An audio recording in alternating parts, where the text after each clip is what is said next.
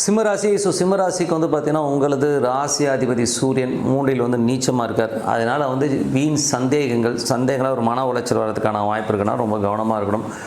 அதே மாதிரி வந்து பார்த்தீங்கன்னா உங்களுக்கு 2 11ஆம் அதிபதியான புதன் வந்து 4ல் இருக்கும். புதிய சொத்துக்கள் வாங்குறதுக்கான யோகங்கள் நிறைய பேர் இருக்கும். பட் இருந்தாலும் கொஞ்சம் ஜாகிரதையாக இருக்கணும். ஏன்னா வந்து புதன் சனியுடைய சாரத்தில் போகும்போது தேவையில்லாத ஒரு மன உளைச்சலை ஏற்படுத்துறதுக்கான வாய்ப்பு கொஞ்சம் கவனமாக இருந்துக்கிறது ரொம்ப ரொம்ப நல்லது.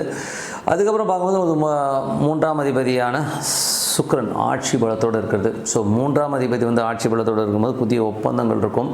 பட் இருந்தாலும் வந்து இளைய சகோதர சம்பந்தமான விஷயங்கள் எல்லாம் வந்து கொஞ்சம் கேர்ஃபுல்லாக இருக்கும். செக்ஸ் ஏதாச்சும் கொடுக்குறீங்கன்னா கொஞ்சம் கேர்ஃபுல்லாக ஹேண்டில் பண்ணுறது ரொம்ப ரொம்ப நல்லது. ஏன்னா வந்து தொழில் ரீதியான விஷயங்களை கொஞ்சம் கேர்ஃபுல்லாக இருந்துக்கிறது ரொம்ப ரொம்ப நல்லதுங்க. அதுக்கப்புறம் பார்க்கும்போது உங்களது 4ஆம் அதிபதியான செவ்வாய். ஸோ 4 9ஆம் அதிபதியான செவ்வாய் வந்து பார்த்திங்கன்னா ஆட்சி பலத்தோடும் புதிய சொத்துக்கள் வாங்குறதுக்கான வாய்ப்புகள்லாம் ரொம்ப நல்லா இருக்குது. அதே நேரத்தில் வந்து செவ்வாய் வந்து சனியுடைய சாரத்தில் இருக்கணும். கொஞ்சம் கேர்ஃபுல்லாக இருக்கணும். முன்கோபங்கள் அதிகமாக இருக்கணும். அம்மாவுக்கு உங்களுக்கு நிறைய வந்து தர்க்கங்கள் வரும்.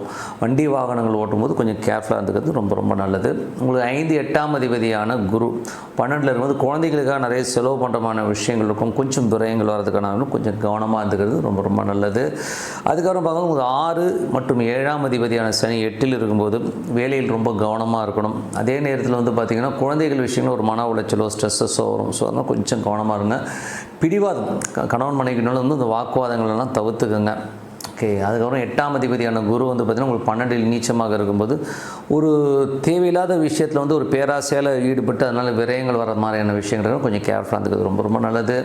9ஆம் அதிபதி. ஸோ 9ஆம் அதிபதி போது தந்தை சார்ந்த உறவுகள் வெளிநாட்டில் ஒரு மன உளைச்சலோ ஸ்ட்ரெஸ்ஸஸோ வரும். ஸோ அதனால் கொஞ்சம் கேர்ஃபுல்லாக இருந்துக்குங்க. 10ஆம் அதிபதியான சுக்கிரன் வந்து 3ல் இருக்கும்போது தொழில் ரீதியான விஷயம் புதிய ஒப்பந்தங்கள் வரும். ஸோ இருந்தாலும் 1க்கு 4 வாட்டி யோசித்து கையெழுத்து போடுங்க. பெரிய ரிஸ்க் எடுக்காமல் இருக்கிறது தொழில் ரீதியான விஷயங்கள் ரொம்ப ரொம்ப நல்லது. மற்றபடி என்னங்க இதுவரை பார்த்து பொது